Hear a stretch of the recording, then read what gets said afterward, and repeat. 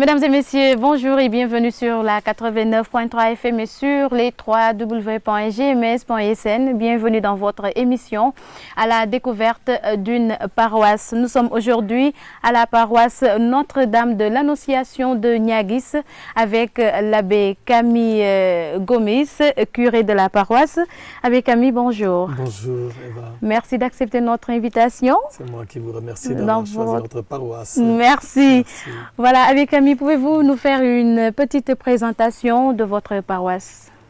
Merci encore une fois de nous avoir choisi comme paroisse à visiter et à faire découvrir dans vos ondes et au niveau de l'audiovisuel aussi. Donc la paroisse Notre-Dame de l'Annonciation de Niaguis a été érigée en 1990. Mais avant, elle dépendait de la paroisse Notre-Dame des Pauvres de Tilène. Donc elle était une desserte. On peut dire qu'elle était une desserte peut-être plus privilégiée que les autres, parce qu'étant desserte, il y avait tout de même à l'époque les pères jésuites qui étaient au séminaire, qui habitaient le séminaire Saint-Louis et géraient le collège Saint-Charles-Ouanga, avaient vraiment l'exclusivité de Niaguis où ils assuraient les célébrations tous les dimanches. Et en 90, donc, elle a été érigée comme paroisse avec comme premier curé l'abbé Justin Boissy, le feu abbé Justin Boissy. Et elle couvre aujourd'hui une grande superficie. Sur la route, donc la nationale 6, elle s'étend jusqu'à Kunyundu comme village chrétien, mais il y a aussi, elle va jusqu'à Diagno, qui est un village à prédominance musulmane, où il y a une ou deux familles chrétiennes. Donc c'est sur près de 25 km. Et ensuite, il y a aussi une paroisse qui est à l'intérieur. Et à l'intérieur, elle fait jonction avec la frontière Bissau, du Sénégal, Guinée-Bissau, et avec aujourd'hui la nouvelle paroisse créée, qui est celle de Saint-Joseph de Djifangor. Donc voilà un peu la paroisse. Nous avons pour l'instant une dizaine de communautés de base, donc une dizaine de secteurs que nous visitons et qui partent de Tambacounda, Kunyundu, Tambacounda, Adéane. Après Adéane, nous avons Sindon. Sindon, il y a Agnac, Agnac, Fanda, Fanda, Niaguis. Et dans Niaguis, il y a aussi le petit village de Niaguis-Saône. Ensuite, sur la route latéritique qui part de Agnac, nous avons deux villages qui sont là, desservis. Le village de Niabina et le village de Butupa Kamarakunda. Voilà un peu la grandeur. Ensuite, les villages que nous prospectons de voir parce que les habitants reviennent petit à petit sont les villages de Niaguis-Saône, Fangonte et Lati. Donc voilà un peu des villages encore que les gens commencent à investir dans le cadre du retour de la paix en Casamance. Et tous ces villages, toutes les populations, même les fidèles de ces villages, ils viennent assister à la messe ici à la paroisse? Comme ils sont assez loin, donc vous imaginez qu'Adéane est à 20 km déjà de Niaguis, donc ils sont assez loin et nous faisons l'effort d'aller leur dire des messes là-bas, au moins, si ce n'est pas tous les dimanches, c'est au moins un dimanche par quinzaine. Donc nous nous déplaçons et ces villages ont de petites chapelles, ont de petites églises. Quelques-uns n'en ont pas, mais la plupart de ces villages comme Fanda, Agnac, Sindon, avec le foyer de charité, et puis Adéane ont des chapelles. Ensuite, Tambacounda aussi a une chapelle et Butupa a une chapelle, mais qui est encore très très bien délabrée. Et ce sont des villages comme Kunyundu, Niabina, qui n'ont pas encore de chapelle, mais nous y allons pour leur dire des messes. Donc, ou c'est tous les 15 jours, tous les dimanches, ou les plus reculés, c'est peut-être une fois par mois. Ceux qui ne sont pas trop seuls et qui peuvent se déplacer facilement vers les autres villages qui ont des chapelles. Et l'engagement des jeunes surtout, est-ce qu'il se fait sentir? Oui, les jeunes sont engagés parce que la paroisse est elle-même jeune. La paroisse est très jeune, mais comme on dit, il est difficile de se satisfaire. Quand il y a deux jeunes qui sont là, on se dit qu'il y a peut-être trois autres qui ne sont pas engagés. Donc nous continuons à parler pour que vraiment que ce soit tous les jeunes qui s'engagent. Mais je peux louer cet engagement des jeunes et les encourager encore parce que nous avons des communautés aujourd'hui dont les responsables sont des jeunes. Vous allez à Butupa, le responsable de communauté, à peine il a 30 ans. Vous allez à Kunyundu, la responsable de communauté aussi. Ce sont des jeunes qui sont là. Et nous les encourageons et nous invitons souvent les adultes non seulement à les appuyer, mais à se rendre beaucoup plus présents. Parce que quelle que soit leur capacité, quel que soit leur engagement, ils ont besoin de se sentir accompagnés par plus âgés qu'eux. Donc au niveau de Niaguis aussi, nous avons des jeunes qui sont là dans la CPJ. Et c'est même, il y a 1 ou 2 jeunes de Niaguis qui sont membres de la CPJ au niveau du doyenné de Ziguinchor. Donc je pense que c'est signe que au niveau de la paroisse, les jeunes s'engagent, mais on n'est pas... Ils peuvent faire mieux. Ils peuvent faire mieux ou nous pouvons faire mieux dans leur animation. Il ne faut pas jeter la balle à tout le monde. Chacun qui voit de son côté qu'est-ce qu'il a fait et qu'est-ce qu'il pourrait faire davantage. Tout à fait. Et donc, est-ce que vous êtes les seuls missionnaires dans la localité? Je veux parler des prêtres. Est-ce qu'il y a une communauté religieuse présente au niveau de Niaguis? Voilà, jusqu'à l'année dernière, il n'y avait pas de communauté religieuse. Et nous sommes prêtres, nous sommes 3 prêtres en permanence ici. Et il y a 2 autres prêtres qui sont affectés à Niaguis comme vicaires dominicaux.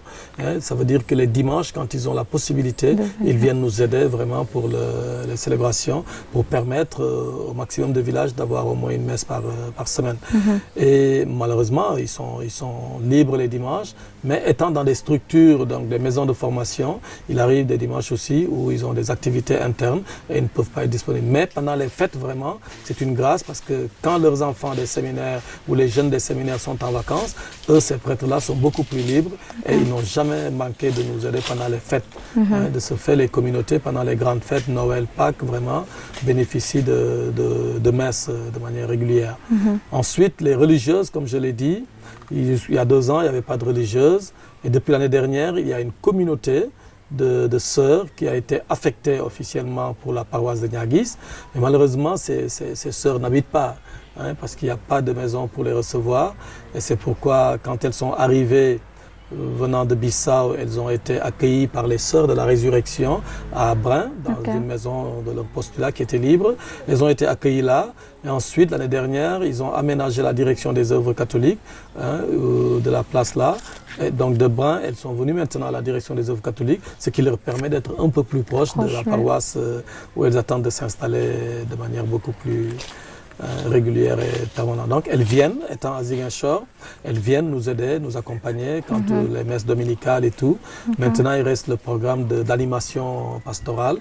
Et aussi de leur petit handicap, c'est que puisque ce sont des religieuses qui ne parlent pas français, elles sont toutes à l'Alliance en train d'apprendre à mieux parler français. Et donc elles ont leur cours au niveau de l'Alliance et elles font l'effort de venir assister à nos activités ici, participer à nos activités et aussi à donner un coup de main pendant les dimanches. Et donc je l'ai demandé, comment est-ce que vous êtes organisé au niveau de la paroisse? Voilà, l'organisation, la paroisse est divisée, comme je l'avais dit tout à l'heure, en communautés de base, que les gens appellent CEB, communauté ecclésiale de base. Et nous en avons donc actuellement qui sont en fonctionnement une dizaine de communautés de base. Niaguis-Son, c'est une communauté. Il y a la grande communauté de Niaguis qui est divisée en 3 secteurs. Ensuite, la communauté de Fanda, la communauté de base de Agnac, la communauté de base de Sindon, la communauté de base de Adeyan, Tambacounda, Kunyundu, plus maintenant celle de Nyabina et de Boutoupa. En attendant que les autres communautés dont j'ai parlé tout à l'heure puissent vraiment être renforcées et que l'on puisse programmer des activités beaucoup plus régulières à ce niveau-là. Ensuite, dans le village, il y a les mouvements de jeunesse. Malheureusement, le plus développé, c'est le mouvement scout. C'est le mouvement scout, comme vous l'avez constaté dans toutes les paroisses, c'est un mouvement de base, comme on dit. Et quand je suis arrivé l'année dernière, j'ai remarqué qu'il n'y avait pas de mouvement pour les enfants. C'est comme ça que j'ai lancé le défi. Et il y a presque une centaine d'enfants qui sont inscrits au CVAV. Et nous avons une lettre donc, de l'équipe diocésaine CVAV qui est venue travailler avec les futurs responsables. Et nous comptons vraiment accentuer ce travail-là pour que les enfants aussi puissent avoir une pastorale qui leur est adéquate, comme la pastorale donc, des CVAV. Il y a aussi la jeune chorale des enfants, la chorale des tout petits enfants qui sont là, et ce qui nous pousse organiser les célébrations en tenant compte de leur présence, pour qu'il y ait une messe pour les adultes le dimanche à 8h à Niaguis et à 10h une messe pour les enfants, animée par les enfants eux-mêmes. Et aussi dans cette messe des enfants, évidemment l'approche, la prédication n'est pas la même que la prédication avec les adultes. Ensuite, nous avons aussi l'association des femmes catholiques qui est très présente ici. Les équipes enseignantes sont présentes dans, par exemple, Adéane, Niaguis, c'est encore à booster, à animer. Et puis, quelle autre association qui existe? La GEC peut-être? La GEC, on a fait venir l'équipe diocésaine de la GEC pour sensibiliser les jeunes. Et jusque-là, on a du mal à monter encore une équipe, mais je pense que ça viendra. Les catéchistes? Les catéchistes sont présents. Ils sont une trentaine de catéchistes dans la paroisse et il n'y en a toujours pas assez. On demande toujours des catéchistes pour mieux prendre en charge l'éducation de nos enfants au niveau de leur foi chrétienne. Les enfants de chœur? Les enfants de chœur sont là, mais c'est plus dans Niaguis, chef-lieu de paroisse, où nous avons le groupe des enfants de chœur. Et dans les autres localités, quand nous y allons, c'est pratiquement improvisé, quoi. Quand vous avez des enfants, ils sont là, comme à Tambacounda ou un peu à Adéane, tantôt ils sont là, tantôt ils ne sont pas là. Mais bon, on comprend les jeunes, ils sont assez mobiles. Donc voilà un peu, en gros, les mouvements que nous avons dans la paroisse. Et les prêtres, nous partageons les tâches. Évidemment, il y a des prêtres pour accompagner tous les mouvements, mais aussi il y a des prêtres, les prêtres qui sont là, on se partage les communautés de base pour qu'on puisse les accompagner. Et nous encourageons les communautés de base à demander des messes en semaine, parce qu'il est plus facile d'avoir une messe en semaine que le dimanche pour 3 prêtres d'organiser 10 messes dans les différentes localités. Donc on leur dit, si on ne peut pas venir chez vous tous les dimanches, mais si vous nous appelez en semaine, on peut faire l'effort de venir en semaine et puis de vous rencontrer, pas seulement pour la messe, mais d'avoir des échanges avec vous. Donc l'année dernière, nous l'avons fait, on a visité pratiquement toutes les communautés de base avec comme thème la catéchèse dans les communautés de base. Nous avons entendu les parents, les enseignants, donc les catéchistes eux-mêmes, et puis en présence aussi des enfants. Ces rencontres ont souvent été clôturées par une célébration eucharistique. Mais quels sont les temps forts de votre paroisse? Je veux parler d'événements en fait. Donc au niveau paroissial, les événements, comme on dit, ordinaires ou réguliers, sont effectivement la messe d'ouverture des activités. Quand nous partons de la messe d'ouverture diocésaine, les paroisses sont invitées aussi à organiser des messes de lancement paroissial de leurs activités. Et nous, par exemple, à Niaguis, nous allons avoir notre messe de lancement le dimanche 1er décembre, donc le week-end, le 30 novembre et 1er décembre, à Boutoupa Kamarakunda. Pour délocaliser. Voilà, c'est toute la communauté paroissiale qui se retrouve là, toutes les communautés de base, pour vraiment lancer et envoyer en mission toutes les entités de la paroisse. Après cet événement d'ouverture, nous avons aussi, pendant le carême, des événements de récollection. Nous avons initié depuis l'année dernière une récollection paroissiale qui est en dehors du pèlerinage paroissial qui se fait dans un très beau site à Fanda, à côté du fleuve, et qui se fait après le pèlerinage de Temento. Donc nous avons notre pèlerinage paroissial à Fanda. Donc c'est un deuxième moment aussi de vie spirituelle pour notre paroisse. Cette année pastorale 2019-2020, nous avons un grand événement qui va concerner notre paroisse et concerner tout le diocèse de Ziguinchor, parce que c'est notre paroisse qui va recevoir la Journée mondiale de la jeunesse les 28 et 29 mars. Donc c'est un grand événement et la paroisse reçoit cette journée-là au nom du doyenné de Ziguinchor, dont c'est le tour d'accueillir. Et dans le doyenné de Ziguinchor, notre paroisse a été choisie. Et notre paroisse a proposé comme site pour accueillir ces Journées mondiales de la jeunesse la communauté de base de Boutoupa Kamarakunda. Voilà. Et aujourd'hui déjà, au niveau de la direction des œuvres, les annonces sont lancées, les autorités sont averties et nous encouragent à le faire là, parce que ce sont des endroits que les gens pensent inhabités, abandonnés, insécures, parce qu'il n'y a pas de problème. Aujourd'hui, nous voulons leur montrer que cette communauté-là vit, et que si elle vit, c'est parce qu'elle se trouve en sécurité là. Et c'est ce que d'ailleurs les autorités C'est pourquoi d'ailleurs les autorités ont accueilli cette idée en disant cela va montrer à tous les Casamassais et à ceux qui verront cet événement dans le pays, hors de la région et hors du pays, de comprendre que la paix est en train de s'installer en Casamance. Moi personnellement, je ne pensais pas qu'il y avait quand même des familles chrétiennes dans la zone. Hein? Oui, Boutoupa est entièrement chrétien. Quand on parle de Boutoupa Kamarakunda, si Kamarakunda est assez musulman, Boutoupa c'était une communauté entièrement chrétienne. Voilà. Et aujourd'hui ils y sont. C'est une localité qui vit vraiment toute l'année. Et quand on va à la période des anacardes, c'est encore beaucoup plus vivant parce que ça vient de partout, de l'autre côté de la frontière ou d'ailleurs même pour s'investir dans le commerce de noix de cajou. Donc Boutoupa est une communauté qui vit et c'est une vieille communauté, une très très ancienne communauté chrétienne. Hein. Oui, c'est une vieille communauté chrétienne. Donc je pense que ce sera pour eux vraiment le moment ou la chance de voir que les gens pensent à eux et que c'est un encouragement pour eux dans leur engagement de chrétien, mais aussi dans leur engagement social. Voilà, avec Ami, nous revenons tout de suite après avoir écouté. Nous allons juste retrouver vos deux agents pastoraux et revenir dans quelques instants pour suivre notre émission.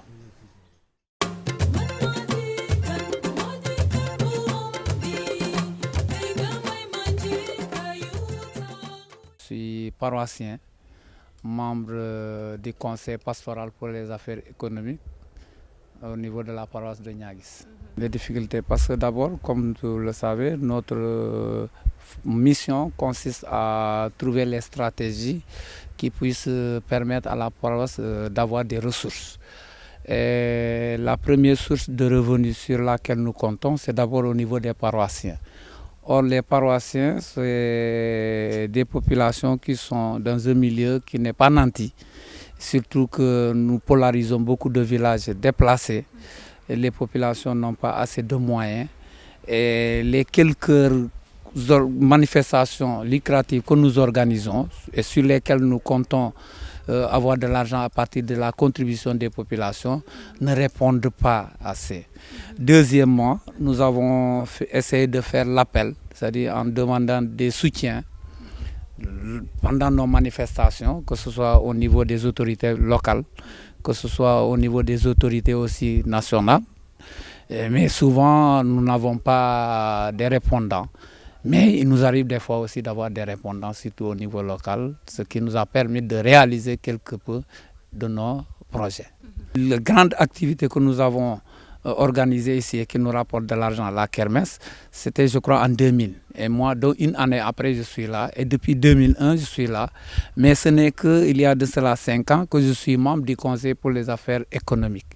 Mais toutefois, depuis que je suis là, j'ai toujours assisté aux activités, et que ce soit les kermesses, que ce soit d'autres activités, les soirées dansantes, j'y étais et j'ai suivi de près l'évolution des choses. Merci pour ça, c'est une question pertinente. Vous savez, comme je vous l'avais dit, j'étais là depuis 2001 et depuis 2001, les organisations de kermesse que nous faisons, l'objectif c'était pour la construction de notre église. Mais quelques années après, nous nous sommes rendus compte qu'il faut agir. Alors, donc, les années passées, je crois il y a de cela 4 ou 5 ans, nous avons décidé qu'après chaque kermesse, maintenant, on va faire quelque chose. Et c'est comme ça que nous avons, après la kermesse je crois il y a de cela 5 ans, après la kermesse, nous avons payé des tonnes de ciment, plus du sable, et nous avons fait des briques. Et l'année suivante, nous avons fait la fondation. Et c'est comme ça que nous avons compté terminer notre église. Donc chaque fois que nous avons de l'argent, nous allons faire quelque chose. Et maintenant, depuis l'année dernière, depuis que notre nouveau curé est venu avec Ami, il y a quand même une nouvelle dynamique. Parce qu'il nous a quand même essayé de réorganiser. Maintenant, nous faisons appel à la contribution de tout un chacun. Et les stratégies que nous optons, c'est les lettres de demande de soutien, les annonces, des annonces publiques qui consistent à dire au niveau après les messes que la porte est ouverte pour chacun, s'il peut, donner quelque chose, il n'a qu'à donner. Et nous avons tapé à toutes les portes. Et c'est ainsi que nous avons eu beaucoup de répondants, aussi bien chez les frères musulmans que chez les frères chrétiens. D'autres contribuent avec du sable, du ciment, d'autres avec du fer, d'autres directement avec de l'argent. Et depuis lors, chaque fois que nous avons nous recevons quelque chose, nous essayons de faire des briques et de continuer à construire. Et c'est comme ça que nous avons arrivé à avoir ce que vous avez vu de l'autre côté. Bon, pour ce qui concerne l'organisation, on a d'abord un bureau. Ce bureau-là englobe toutes les femmes de la paroisse, comme je le disais, qui viennent de Niaguis jusqu'à Niagnon, en passant par Boutoupa. Et donc, il y a un bureau pour la paroisse et chaque CEB, disons, chaque village est constitué presque en CEB. On a actuellement 9 CEB. Et dans chaque CEB, il y a un bureau. Il y a un bureau. Donc, on est bien organisé. Et les réunions sont organisées à tour de rôle pour permettre à toutes les femmes de pouvoir pallier aux problèmes financiers, pour éviter qu'à chaque fois, tout le monde se déplace pour venir à Ziguinchor, à Niaguis, disons. Des fois, on se déplace pour aller à Sindon. Des fois, on se regroupe à Agnac, ainsi de suite, ainsi de suite. Donc, c'est des réunions qui se font à tour de rôle. Pour les célébrations, bon, pour l'instant, à part les activités telles que cuisine, telles que balayage, pour ce qui est des lectures et tout ça, c'est réservé aux jeunes. C'est réservé aux jeunes. Bon. À part ça, tout ce qui est activité, balayage et puis cuisine, dans toute activité de la paroisse, on est au devant de la scène. Voilà, merci. Et donc, Abikami, quels sont les projets de votre paroisse? Oui. Merci Eva. Les projets, il y en a beaucoup, il y en a beaucoup, et qui à la limite nous empêchent de dormir. Hein. Quand je suis arrivé à Niaguis, j'avais pensé avoir, je ne dis pas moins de boulot, il y a toujours du boulot partout, mais avoir moins de projets urgents hein, que je n'ai eu à faire à Bignona pendant 8 ans. Et j'arrive là, je trouve le projet le plus urgent et qui n'est pas des plus petits, hein, c'est le projet de la finition de la construction de l'église de Niaguis. Et le curé que j'ai remplacé avait commencé la construction d'une église et aujourd'hui il se trouve qu'il avait commencé avec le peu qu'il avait et maintenant il faut trouver encore des moyens pour achever l'église. Parce que pourquoi il me préoccupe ce projet, c'est parce qu'à Niaguis, nous disons la messe sous les manguiers. Et c'est bien, sous les manguiers, il n'y a pas besoin de ventilateur, il ne fait pas chaud et tout. En cette période sèche, c'est très très bien. Mais en saison des pluies, c'est là que l'on sent notre mal. Parce qu'on ne peut pas dire des messes pendant qu'il pleut sous les manguiers, il n'y a rien pour retenir la pluie. Et c'est quand même douloureux pour une communauté de ne pas pouvoir se réunir les dimanches pour prier son Dieu, prier Dieu. Et c'est surtout pour rendre grâce à Dieu. Parce qu'en ces moments que nous vivons, nous pouvons dire merci à Dieu hein, qui a permis d'avoir une situation paisible, une situation calme. Et les dimanches, c'est l'occasion pour la communauté chrétienne aussi hein, de dire merci à Dieu et de lui demander de consolider cette paix-là par l'engagement de tout un chacun. Donc le projet d'église, c'est vraiment quelque chose qui nous tient à cœur ici à Niaguis. Ensuite, vous avez vu, nous sommes dans une communauté où il y a beaucoup de jeunes, mais les jeunes n'ont pas de milieu. Nous avons pensé à une salle polyvalente où il y avait même une maternelle qui est là, hein, qui avait été fonctionnelle en son temps, mais qui aujourd'hui, quand vous êtes à l'intérieur, vous voyez le ciel, parce que la couverture, il n'y a rien qui protège cette maternelle-là, ce bâtiment-là. Donc ce sont des bâtiments que nous voulons construire ou rénover pour pouvoir vraiment, pour qu'ils nous permettent d'animer les jeunes, hein, les regrouper pour les animer, les former, parce que ce que nous faisons avec les jeunes, ce n'est pas seulement pour leur vie chrétienne, mais aussi c'est pour leur vie sociale en tant que citoyens. Nous souhaitons vraiment finir cela. Et si l'évêque a affecté des religieuses ici, et si elles ne sont pas là jusqu'aujourd'hui, c'est parce qu'elles n'ont pas encore de maison. Donc des familles de la communauté, des familles de Niaguis ont eu vraiment la gentillesse. Et je profite de l'occasion pour leur dire merci, parce qu'aujourd'hui, quand on voit le comportement des uns et des autres par rapport à la terre, et c'est malgré tout cela qu'ils ont dit, nous offrons cette terre-là à l'église pour permettre à l'église de faire son travail, qui va peut-être revenir pas seulement à ces familles-là, mais à toute la communauté chrétienne. Donc je remercie ces familles-là qui ont cédé des terres avec la médiation, la demande des autorités, la mairie, le préfet et tout, qui ont pu nous obtenir ces terrains-là. Donc les religieuses veulent bâtir une maison Ensuite, un dispensaire éventuellement, ou selon les possibilités, ou à Niaguis ou dans une autre localité plus proche, selon la cartographie de la santé au niveau du Sénégal. Et elles seraient vraiment des sœurs très utiles. Vous avez vu, elles sont une communauté nombreuse. Et je leur disais, si jamais vous avez une maison, vous allez être la communauté la plus nombreuse dans le diocèse, parce qu'on trouve rarement des communautés à Ziguinchor de 7 sœurs, de 6 sœurs, alors qu'elles vont être 7 dans cette communauté-là, pour s'occuper donc de la formation des enfants, pour s'occuper de la santé, puisqu'il y a une infirmière. Et peut-être il y a quelqu'un qui leur disait, puisque vous êtes de plusieurs nationalités, il y a des Portugaises, il y a des Bissau-Guinéennes et des Indiennes. Vous allez nous aider aussi avec nos jeunes du lycée pour l'anglais, le portugais, pour ces jeunes-là qui sont dans cette... Donc je pense que ces sœurs-là seront très utiles et nous travaillons d'arrache-pied pour leur obtenir au moins un toit pour qu'elles puissent être sur place à Niaguis. Voilà un peu les grands projets que nous avons au niveau de cette église, et pour les réaliser, évidemment, il faut avoir des idées et nous essayons d'en chercher. Et justement, dans cette recherche d'idées, vous avez trouvé en tout cas une idée pertinente. Merci. Les 72 heures de l'église de la paroisse Notre-Dame d'Annonciation de Niaguis. Pouvez-vous revenir un peu sur ces 72 heures, cet événement? Voilà, c'est une idée. Je suis parti à Bignona en début de mois, en novembre. Je suis arrivé, il y a un qui m'a dit, mais l'abbé, nous on va réclamer le droit d'auteur sur cette idée des 72 heures de Niaguis à Ziguinchor, parce que nous avions initié cela aussi quand j'étais à Bignona, où Bignona est venu avec des kumpos, montrer un peu à Ziguinchor ce dont ils sont capables, et pour les inviter au festival Notre-Dame de Lourdes qui se faisait à l'époque, et qui continue à se faire. Donc j'ai eu l'idée d'organiser 72 heures de Niaguis à Ziguinchor. C'est quoi? C'est pour aller pleurer en fait, c'est pour crier, aller dire à Ziguinchor, aidez-nous. On ne dit pas que vous avez de l'argent jusqu'à ce qu'il se vide de vos poches, mais à Ziguinchor, vous êtes plus nombreux que nous, vous avez peut-être beaucoup plus de possibilités. Nous venons Yelwan. Voilà, nous venons vraiment vous demander votre soutien pour une œuvre qui est celle de la construction de l'église.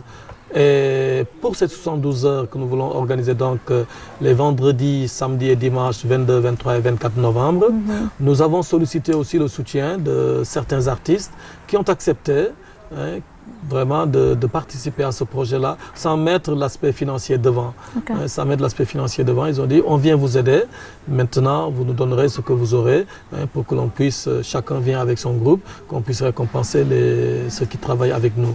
Et donc c'est comme ça que nous avons pu décrocher comme artistes Philippe Montero et Alias Diallo, donc ils vont venir, plus des artistes. On a un jeune artiste de Niaguis qui est bien aimé, pas seulement à Niaguis mais aussi à Ziguinchor, un jeune rappeur qu'on appelle Deme Mike, donc un jeune de Niaguis qui viendra aussi mettre la main dans la pâte pour donner sa contribution de jeunes habitants à Niaguis, même s'il n'est pas de religion chrétienne, mais il vient donner sa contribution pour cela. Nous avons invité aussi la sœur Annie Diédiou qui viendra faire une prestation.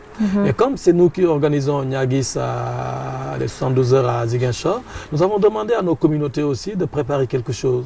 Ce que chaque communauté peut présenter comme culturel, qui lui est propre, nous les avons invités. Et c'est comme ça que probablement les femmes de Sindon vont nous offrir la danse Tina, qui est une danse typiquement créole, comme on dit. Donc il y aura une animation de Tina qui sera faite par les femmes de Sindon. Les femmes Manjac de Boutoupa vont voir si elles peuvent se mobiliser pour montrer aussi la merveille qu'est le pagne Manjac à l'occasion de ces 72 heures-là. Donc le vendredi 22, nous vous avons invité Philippe Montero pour un dîner dansant, un dîner gala dansant que Philippe Montero va animer. Et le samedi 23, Alias Diallo va animer donc une soirée salsa. Le vendredi, c'est au Cercle Amical. Le samedi 23, ce sera à l'aumônerie de Nema, où Alias va offrir une soirée salsa. Et le même samedi, puisque Philippe aura dansé le vendredi avec les adultes plus ou moins, le vendredi au Cercle Amical, le même samedi-là, Philippe va danser avec les plus jeunes au Zigarena, qui nous a été offert. Donc c'est le parrain, le responsable du Zigarena, Pascal Salimou, qui dit c'est ma contribution, donc je vous mets le Zigarena à disposition, vous allez prendre et les tickets d'entrée et la boisson, ce sera ce que moi je peux offrir pour l'église de Niaguis, tout en sachant que la seule location comment on appelle ça, du bar américain du Zigarena, la seule location peut aller jusqu'à 300 000 et au-delà. Donc il nous offre cette location et après il nous permet encore d'engranger des bénéfices là. Donc, vraiment, une œuvre de charité. Voilà, vraiment une œuvre de charité Donc c'est Dieu qui payera ce qu'il a donné comme geste d'amour et de fraternité. Et le dimanche, donc, nous invitons donc, les chrétiens, les musulmans, tout le monde qui sont nos amis et tout, puisque nous n'avons pas que des chrétiens. Donc nous les invitons à passer la journée avec nous à l'aumônerie de Nema, après la messe de 10h, que la chorale de Niaguis va animer. Et moi je dirai le mot, le curé de Nema va présider, je dirai le mot pour leur dire la joie de Niaguis d'être là, mais aussi qu'est-ce que renferme comme objectif les 72 heures de Niaguis à Ziguinchor. Voilà, donc nous passerons la journée et c'est pendant cette journée-là que nous aurons ces artistes-là, comme la sœur Anne-Béatrice, Deme Mike, et Philippe Montero va clôturer avec un show qu'il offrira à tout le monde ce dimanche soir-là, avant de repartir sur Dakar. Voilà un peu ce que nous faisons. Et vraiment, pour l'église de Niaguis, que nous voulons achever, couvrir et achever, ce ne sont pas seulement que des soutiens financiers en argent qu'on attend, mais on peut offrir des soutiens en nature. On peut offrir des soutiens. Si quelqu'un n'a pas peut-être 50 000 à donner, mais il peut peut-être avoir une demi-tonne de ciment à offrir, qu'il payera aux fournisseurs peut-être sur 1 an ou sur 3 mois. Donc nous attendons vraiment tout ce qui est donné. Et encore une fois, je remercie toutes les personnes qui nous soutiennent dans ce travail-là, dont vous aujourd'hui, qui allez permettre à la population d'entendre et de voir le projet que nous voulons organiser à Ziguinchor. Ensuite, aujourd'hui seulement, on m'appelait, on me dit, il y a quelqu'un qui appelle, qui dit qu'il promet 3 tonnes de ciment et 3 chargements de sable. Voilà. Donc c'est vraiment des aides comme ça qui sont les bienvenues pour nous aider à achever ce projet de l'église. Tout à fait, c'est ce projet. Donc le coût global de ce projet, à peu près, peut-on le savoir? Le coût global, il y avait une première estimation du projet qui était autour de 25 millions. Mais pourquoi il était de 25 millions? Parce qu'ils avaient voulu jumeler une nouvelle construction avec une ancienne. Alors, ils avaient voulu jumeler une nouvelle avec une ancienne. Ils avaient peur évidemment des moyens, donc ils ont pensé. Mais il s'est trouvé que quand on a regardé ça, on s'est dit ce n'est pas très sage, puisque Jésus lui-même nous dit qu'on ne peut pas mélanger le vieux et le neuf, à 29 outre 9. Donc nous avons dit, nous allons nous y lancer et faire un neuf une bonne fois. Donc, en cassant l'ancienne partie, qui effectivement n'était pas construite aux mêmes normes que les normes d'aujourd'hui et qui résistait, en cassant l'ancienne partie, nous passons de 25 millions à 35 millions le projet de construction de l'église. Voilà. Donc aujourd'hui, il nous faut 35 millions pour être sûr que vraiment l'église de Niaguis va être ouverte à ses fidèles. Donc, voilà un peu. Donc, avec Camille Gomis, nous sommes dans la dernière partie de notre émission. Et donc, votre cri de cœur dans ce monde d'aujourd'hui, beaucoup de violence, beaucoup de meurtres, beaucoup d'accidents, quel est votre cri de cœur et le message que vous lancez aussi? Le message que je lance, je pense qu'aujourd'hui, quand vous me voyez passer avec ma voiture, tout le monde voit le message que je lance. Je rêve et je pense que ce n'est pas de l'utopie. Je rêve qu'un jour, on ait une génération qui dise non à la violence. C'est pourquoi notre association s'appelle la Génération Non Violente. Et nous voulons travailler à cela, que tout le monde comprenne qu'il n'y a pas un bien qu'on peut avoir en passant par la violence. Non. Le bien se voit dans la racine des moyens que nous utilisons. Mais si dans les moyens que nous utilisons, il n'y a pas de racine de bien, sachez que ce que vous avez obtenu, que vous croyez un bien, n'est pas un bien. Donc si vous utilisez des armes bonnes, vous n'arriverez qu'à des choses de bien. Mais si vous utilisez des armes mauvaises, j'utilise même armes comme si on pouvait en avoir de bonnes, mais la seule arme qui est bonne, c'est celle du cœur. Et celui qui utilise le cœur ne va pas détruire de celui qui est en face de lui, mais au contraire, il va chercher à l'avoir avec lui. Donc moi, mon rêve aujourd'hui, c'est qu'un jour, on comprenne que la violence, c'est une illusion, la violence, c'est une tromperie, et que ça n'empêche pas qu'on ait des problèmes, mais on peut les régler toujours en respectant la vie. Même de celui qui nous fait souffrir, c'est une vie que Dieu a donnée aussi. Si on la respecte, on pourra toujours vivre dans un monde où il n'y a pas de violence. Ça, c'est possible. Merci avec Camille Gomis. Un mot pour le groupe Média du Sud. Vous êtes venus jusqu'à nous. Vous êtes venus jusqu'à nous. Vous auriez pu rester dans vos bureaux, mais vous êtes venus jusqu'à nous. Et on le dit chez nous, Élisabeth, la Vierge Marie, quand elle a reçu l'annonce qu'elle va être la mère de Jésus-Christ, elle aurait pu croiser les bras et que tout le monde vienne vers elle. Mais non, elle a quitté pour aller voir sa cousine. Vous avez fait ce geste-là. Vous êtes missionnaire. Vous venez et vous nous aidez encore. Vous prenez nos pleurs pour les faire connaître à d'autres afin qu'ils nous aident à essuyer nos larmes. Vraiment, je n'ai pas de mots pour vous dire ma gratitude. Parce que le merci serait de 2 syllabes assez courtes, mais prenez celui du cœur qui ne finira jamais, qui commence par mère et qui finit si, toujours, le i sera sans fin. Et ce que je peux vous dire aussi au groupe Médias du Sud, c'est prier pour vous. Parce que la récompense ne vient pas des hommes. La récompense ne vient pas des hommes. La récompense vient de Dieu. Et nous, notre engagement, c'est de demander à Dieu de regarder les hommes. Donc que Dieu vous regarde et qu'il vous accorde la santé pour pouvoir toujours aller vers vos frères et sœurs et faire connaître leur situation. Qu'il vous donne la santé et qu'il vous donne aussi l'entente dans ce projet-là. Vous êtes dans une entreprise, dans une structure. L'entente, c'est la première des choses qui soude la structure. Et que celui aussi qui a investi là, que le Seigneur lui accorde de trouver gain de cause dans tout ce qu'il a mis là, pas pour son enrichissement, mais pour le bien de sa société. En tout cas, soyez mes interprètes auprès de vos responsables et que le Seigneur vous bénisse et qu'il vous comble des choses à la grandeur de ce que votre cœur a donné. Amen. Merci. Amen. Voilà, merci Abbé Camille Gomis. Je rappelle que vous êtes le curé de la paroisse Notre-Dame de l'Annonciation de Niaguis. Donc, c'était votre émission à la découverte d'une paroisse. Chers internautes, amis auditeurs de la 89.3 FM, appelez-nous, invitez-nous dans votre paroisse. Nous viendrons également faire connaître vos projets, mais également faire connaître votre paroisse à travers nos ondes, à travers notre site internet, les www.gms.sn.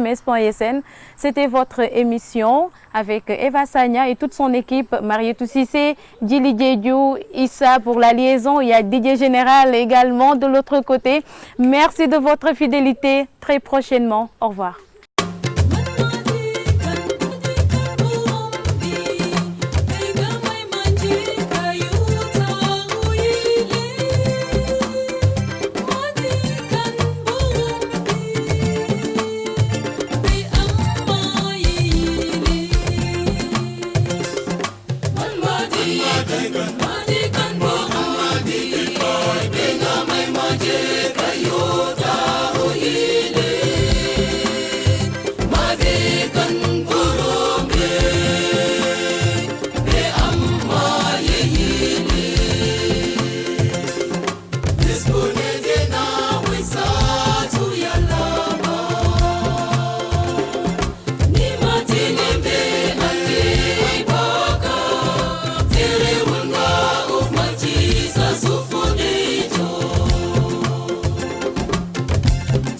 Sonamuk by the way, Sabaha.